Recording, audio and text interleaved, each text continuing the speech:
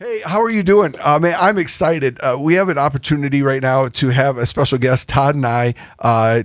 Not that we got lonely, not that we needed a moment like this, but, but we do. We do get lonely sometimes, Todd, I suppose. But we have Heidi here, and Heidi is our student ministries pastor, but not just student ministries. It's kids all the way up to graduating, and she just came from a fall photo shoot. She looks fantastic, and I don't know if you noticed this or not, but she looks ultimately better than Todd and I, which really, let's be honest, doesn't take a lot, but we're excited to have her here, and we're looking forward to just a conversation that we get to have about parenting over the next 3 weeks. We're going to dive in. So thanks for being here, Heidi. We really appreciate it. Yeah, glad to be here. Well, awesome. Do you want me to expand on that? Usually most guests Usually you don't give me more time to say more listen, there, so I just thought I'd get in and get out. There was freedom there, and you didn't take advantage of it. So it means Todd and I just get more time. So Yep, this is true. What we're going to try to cover throughout these next 3 weeks is just trying to point out the different phases that we go through as parents. I think all of us as parents, there's parts of it that we go, okay, this part I think I get well, or I don't get this well at all. But the 3 phases would be kind of like baby, toddler, preschool, that kind of young age, 0 to 5. And then there's that 5 to 12, depending on how, but the elementary phases, and then the teenage years. And that's when the crazy starts. Yeah, and that's where it gets a little dicey. But I think what's going to be helpful is having Heidi here, kind of seeing the perspective of what we see as a church, and seeing what we're trying to coach about, but all of us being parents, and navigating all of those phases. Yeah. And so our hope is that you kind of walk away with, hey, maybe some parenting tips or some parenting like things that you can go after, but also as a church hearing like what we're trying to do to help you as a family. And so I'll kind of just, I think one of the things I'd like to do, Heidi, just to kind of tell us a little bit about your role, because I know people would be like, okay, you do kids and students, but you got a team like full. If you wanted people to understand, here's what we do, what would you say? Well, we're the next gen team, so next generation is what we're just really focused on, and of course it sounds so simple, but I know there's a lot that goes into it. But we just want to point kids, students towards Jesus. We want them to ask him into their lives. We want them to get to know him and to grow a relationship with him. And so I'm just so thankful for my team. There's 6 of us total, and we're all about just making sure we're connecting with kids and teenagers on the level that they're at, wherever that might be. So there's a lot of programming that goes into it, a lot of just connection time, meeting with families and kids and students, and we've got to have lots of fun in there. Just we're always having some crazy event, and it's just. You had movie night last night, right? We had movie night, nights. And that was geared more towards kids, families with younger kids, not so much towards the students, and just a time for them to all connect. And it was great, about 150 people there, and we just had a great time, and parents really appreciated us being very careful in the content, that we would show, that it was just a safe place to come and watch a clean movie that had some great values to it. And man, we ate a lot of popcorn. That's good. Hey, did you make all the popcorn, or yes, did you get it from somewhere? Oh no, we made it. Really? Yeah. Man, just sitting there back in the cauldron and just being like stewing over the cauldron. Have you not watched how they make? Kettle corn. Yeah, you're thinking, corn. Yeah, we weren't that fancy, but we had the butter and salt flowing. There you go. Okay, it's like the promised land. That is the most beautiful aspect of popcorn is I know, copious amounts of butter and yum. Yes, it's a clean slate to add so much bad stuff too, and our team, like our crazy. Facilities team loves kids with buttery hands and stickiness all over seats. Loves it. It's fantastic. Yeah. So if you're in West this next weekend, just be prepared if you get a little butter on your pants or something like that. But just know, that's right. It's with love. Yes, we'll blame the next gen team for all those moments. That's buttery love. We did vacuum for an hour, so our best effort was put out there. But fantastic. I just got to walk away. Well, I thought one of the things that could help people is just tell us a little bit about your family dynamics, who you're married to, and then the kids that you have. And Chris and I will do the same thing. And then we'll dive into kind of talking about that young phase, the baby phase. Okay. My husband, Kevin, and I have been married for 29 years. So we are excited this next July. year's 30. Big 3-0. Yeah, Well yep, done. Yep. It's not as daunting as when a woman turns 30, I don't think, right? Like it's what? the marriage.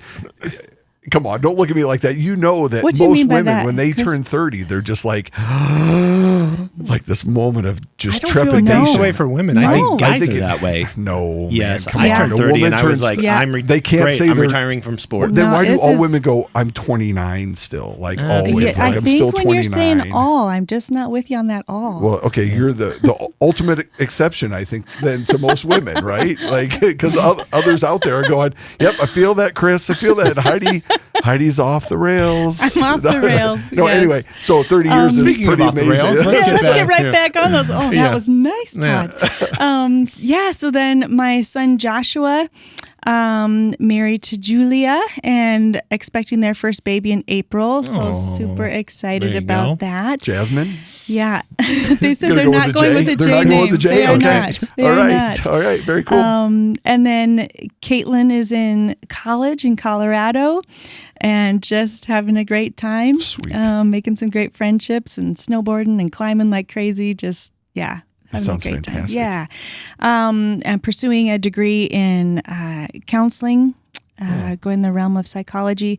And then we've got Grace, who is in Oklahoma in college, and she's just a beast on the volleyball court and making some great friendships there. And she's planning on studying physical therapy. So She had an that's- exceptional volleyball year, too, this year. Like, her team Yeah. only lost, 2 games or something like that. It was, Yeah. her coach, Tracy, did a great job, and her team came Tracy together. Gillette. So, Yep. Very cool. She pours into those girls in a mighty way on and off the court. Yeah, that was pretty for cool. sure. So we're thankful for her. All right, Chris, you go ahead. Just tell them. Oh man, so I'm just a little bit behind you there. Rachel and I are going to hit 24 years this year in December. Craziness of being married that long, but all good. We have 4 daughters. One of them is at Oklahoma Wesleyan. She's just a year ahead of yours, and she's pursuing a degree in elementary education. I think right around that third grade level. She's really excited about that. Is exceptionally more organized than I ever have been in any moment of my life. Crazy. She just blows me away. And she's doing really good down there, having a great semester. We have a sophomore who is just bringing a lot to the table. Taylor, man, she just kind of blows me away. She makes me look like a really bad human at 16 compared to her 16.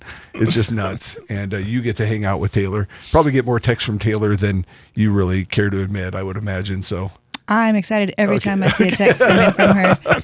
Yeah. She has Taylor's a a special place in my communicator. heart. Yeah, Yep. she's the real deal. She's a lot of fun. So, and then I have a 7th grader and a 6th grader, Kate and Jordan. And we're in the throes of volleyball with Kate, and she is finding a passion there.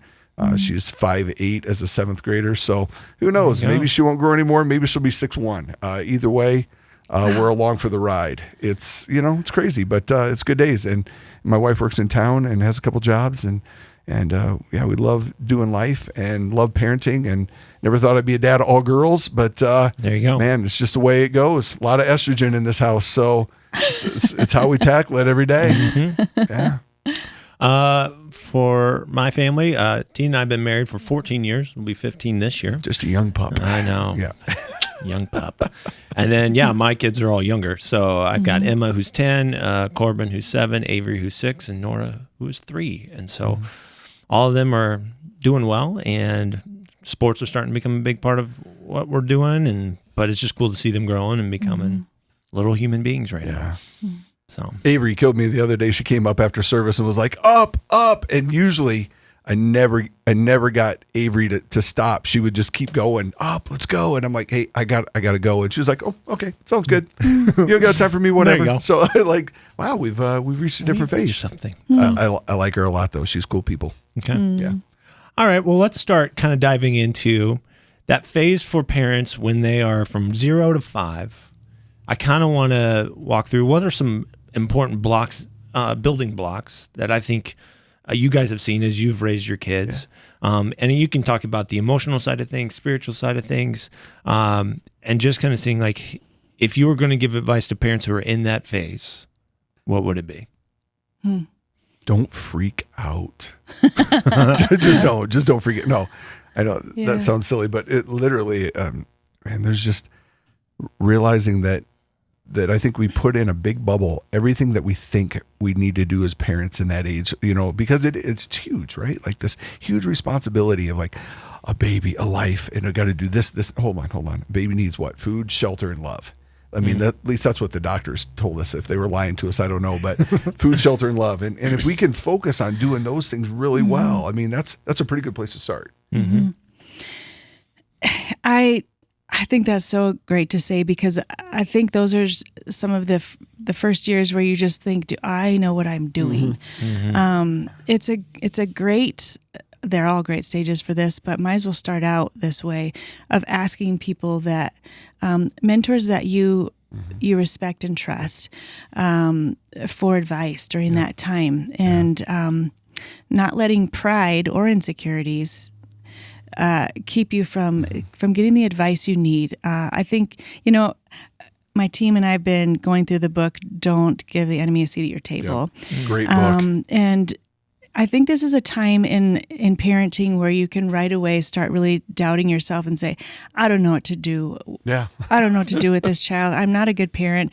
I didn't do everything right, or they're not sleeping through the night, so I'm obviously a failure, or all sorts of things. So I think this is a good time to right away start, if you haven't already, start that habitual going to God and saying, you are the one equipping me, and you have entrusted this child to me, and we're going to do this together, Absolutely. So I think it's a good time to start capturing those thoughts about parenthood, so you can parent well. Yeah.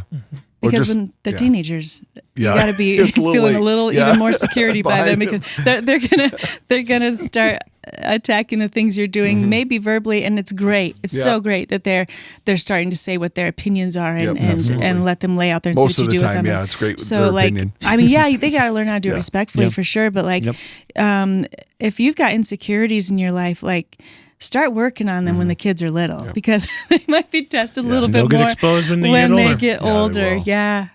No, I think I tell parents a lot, when I have that conversation, like, you realize really quick that life is not about you. And it's tough, because there are some individuals that are having kids right now and they didn't have great parents, or their parents aren't there, and they're freaking out and they're wondering who they go to. So that idea of like, look around your life right now and say, okay, who are those people that are steady in my life that sometimes we ask that question, who do you want to emulate, or who do you really admire? And I think those are great conversations. I mean, because we had issues with Morgan right off the bat. She wasn't eating, and we didn't really know that was going on. So when Morgan started losing weight, and our world and Morgan was our first, shifted, and we were like, okay, what are we doing wrong? Is it you? Is it me? Like, I think you're doing everything right, and trying to be affirmative, and then just watching things not go the way we thought. And wow, it can go, not to take a dark turn, but it can go from bad to worse really quick if you don't have a handle on okay, who do we turn to? Who can we rely on? And first and foremost, like you're saying, man, that relationship with God is key. God, help me trust you. Help me know that it's going to be good. Help me know that even if it takes a turn here, I can come to you, and I can rely and have those people in my life. So I think one of the big things to learn as parents in this phase, because it's going to be a building block to the next phases, is going, okay, God, these kids are yours. Yeah.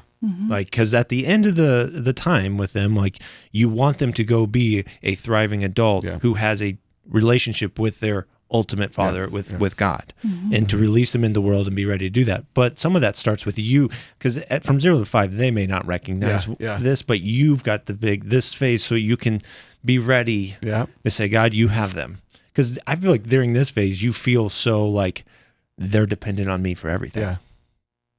Like, to eat, to do anything, I have to take care of it. And so there does come this pressure of like, am I doing it right? Yeah. Are we making sure that they're doing all these things correctly? Or, they didn't walk at once, or did we screw them up? Like, like, it's all those kind of like, there's a lot of like, it's funny in this phase, there's a lot of marks that you feel like you need to hit. Yeah.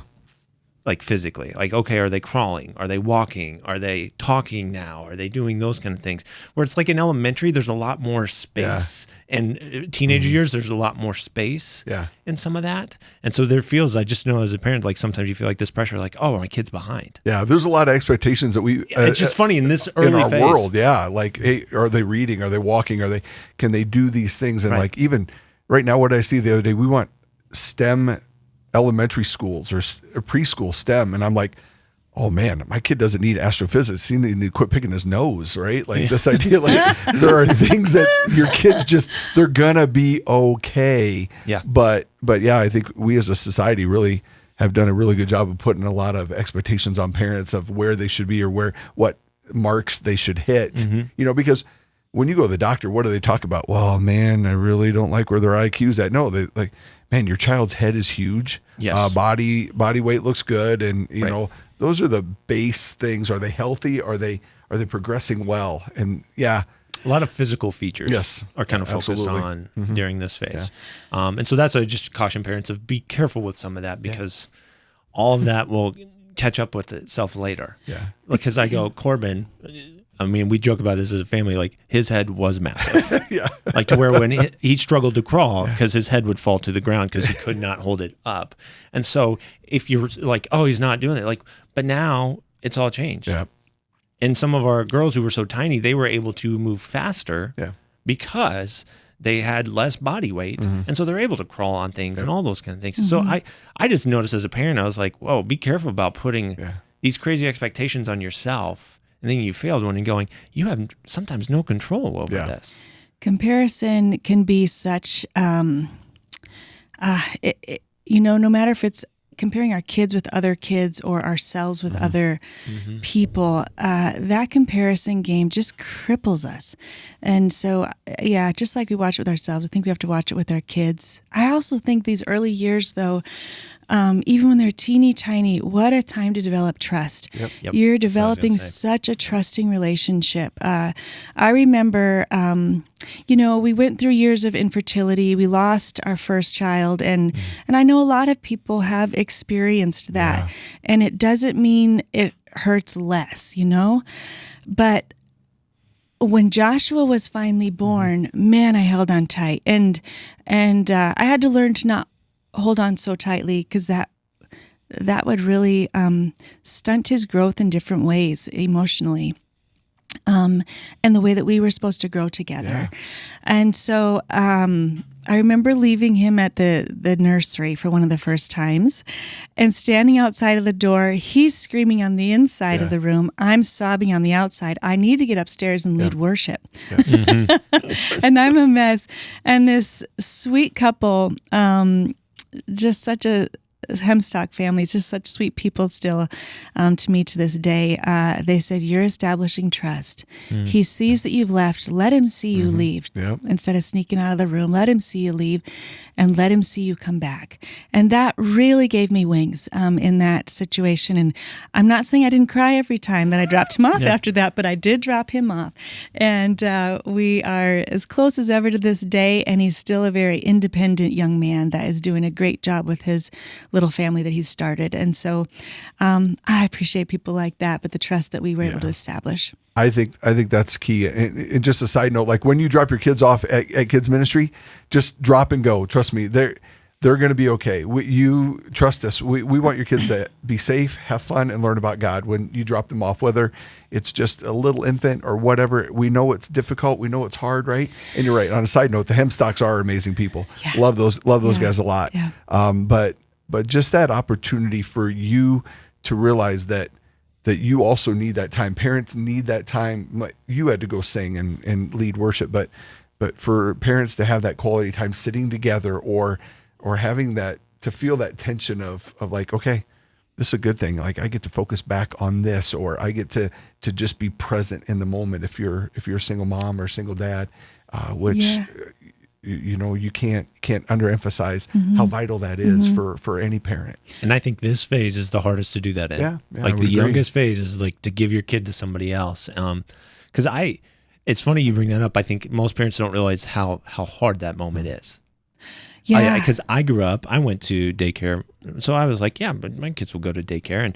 But when I had to drop off Emma for the first time, I thought, oh, this will be fine. I know, but to watch her sit in a room by herself as she's navigating, because she was a little bit older, but still a toddler phase, and she's having to sit there and go, okay, and I'm like, teacher, just somebody go talk to her, do something, like, and I'm just sitting there, I'm like, I just got to leave. Yeah. And I do think, yes, this is a phase where you build trust with your kid, and it's going to happen. Like, for me as a dad, like tossing them up and catching them is a big thing, feeding them, taking care of them in those things. Please, like those moments are special. Yep. And I remember even thinking as a dad when they were a baby, I'm like, man, I don't really have a lot to offer right now. Like, it was like you sat them down, they didn't move as much, especially as babies, and but recognizing even those little moments are important. Yeah. Because when I was young, I just thought, okay, I'd change a diaper. I don't really see it. I wasn't able to feed, our kids. And so there just felt like, especially from a dad's perspective, I felt more sometimes on the outside. Yeah. But that was something I had to work through. Because then I think, we got to Avery and Nora, and I recognized, like, no, these moments are still valuable. They are Some of it super came with valuable. this wisdom of walking through it.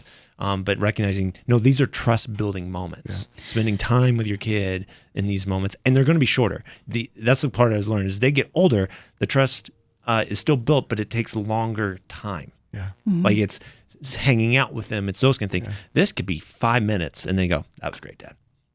Like, you played with me on the ground for 5 minutes, and that meant a lot to me. And I think too, like, in those real early beginning months too, being so supportive to your wife, to the child's mother, is really helping that whole nourishing process to happen. And I think even emotionally, if Kevin would have felt I have nothing to offer, and he didn't like interact, I would feel like I was in the parenting alone. Even if he's just, as the wife's feeding the baby or something, just to be in the moment with them is just a huge family moment. Because I do remember at first when Josh was born, just going, oh, I miss Kevin. Like I'm just, my schedule's changed drastically, but I just miss this all this one-on-one time that we had before.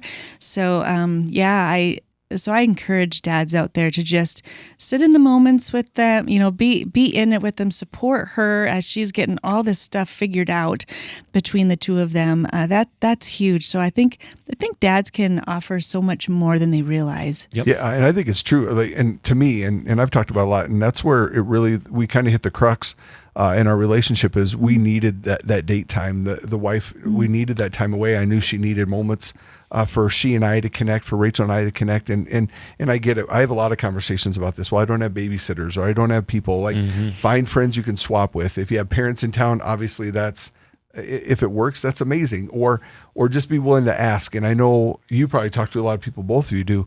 Oh, I just don't want to ask. I don't want to be inconvenienced. No, hold on. If you have friends that are willing and saying, yeah, we want to watch your kids so you can have some time away, take advantage of those. You are not robbing them. And and secondly, and then one of the things that I learned that I love is I would just take Morgan. I mean, obviously, who's going to set your kid on a cat? That's the dad's job, right? Who's going to teach them to cheer for the Hawkeyes? Go Hawkeyes! Anyway, who's going to do all those weird things? But Morgan and I, even as soon as we could get out of the house, I would take her to, well, it's BAM, but we would go and read books. And they'd look at me like, are you going to buy those books? No, but I'm going to drink your coffee from the coffee shop. And if I read 2 books to my girl, it's going to be okay.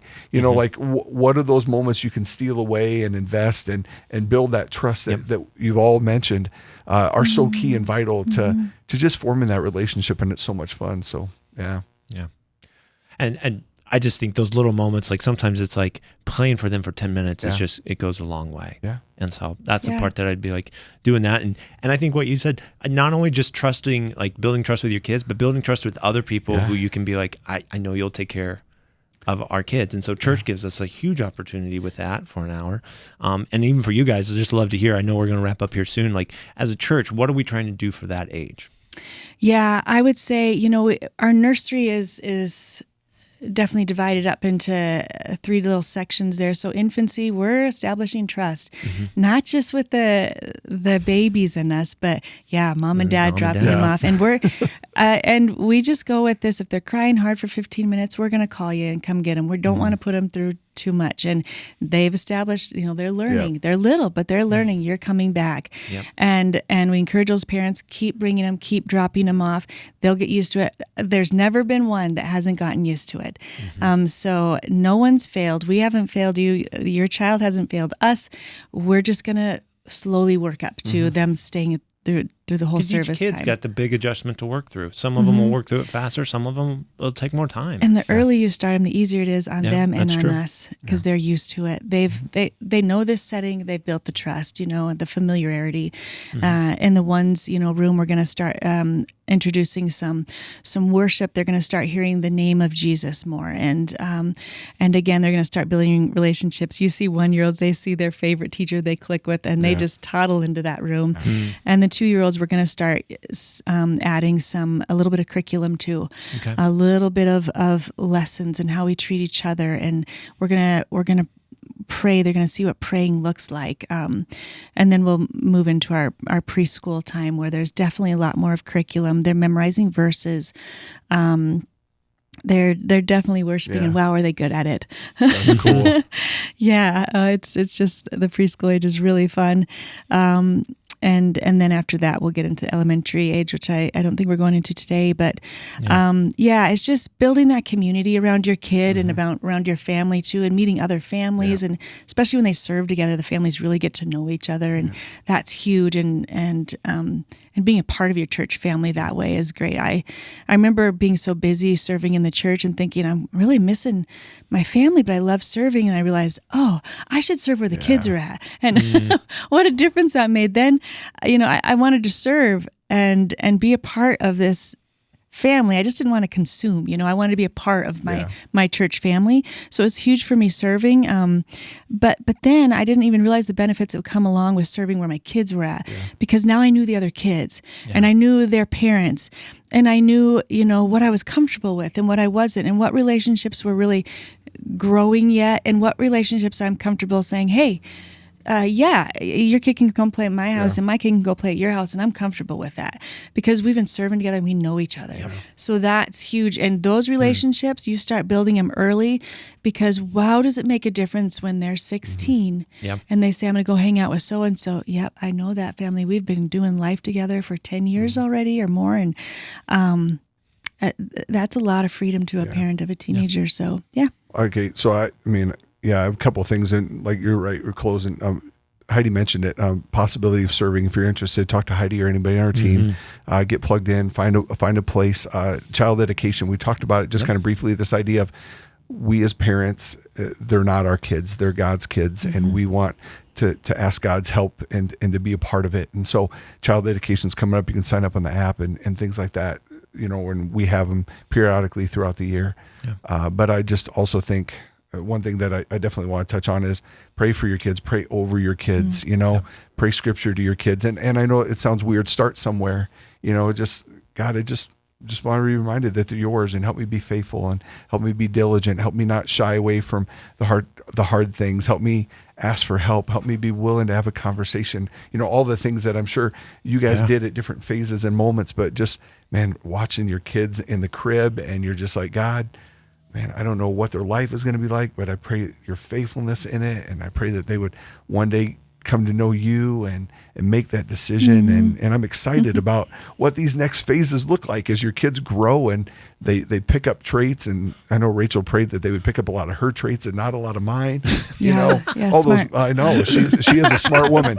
Best thing she did was marry me. Everything else, I give the credit to her for the kids. No, just this reality of really, how do we pray? How do we, and the last thing I'll probably say on this one is, which surprises you both, I know, but man, you're not alone. Like, you're not the only one going through the difficulties and the challenges and the pressures of this newness.